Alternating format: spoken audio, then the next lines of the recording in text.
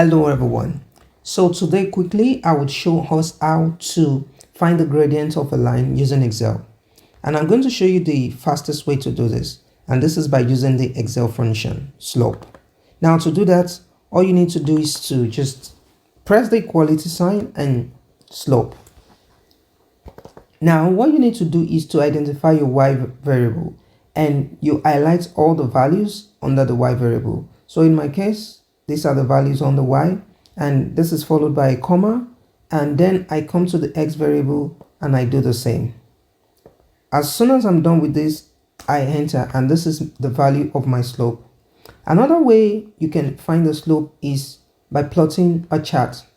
All I need to do is to highlight my table once again, and if you're using the older version of Excel, you might have to go through insert to make a chart or a graph from this. So in my case, I would just have to use analyze data, and of course this is the kind of plots I'm interested in. So I just come here and I insert.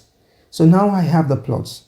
Now with this plot, I can easily find my slope without making any calculation, but I need to do one more thing, and to do that I have to come to the add chart element and to the trend line, more trend line option, and on this part on the right hand side I need to do something, and that is to mark the display equation on chart.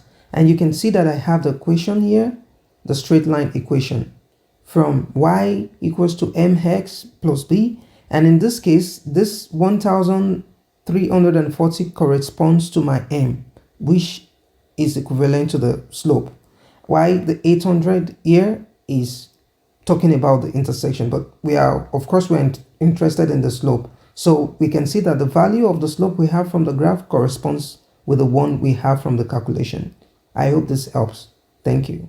I hope you found this video helpful. Thanks for watching.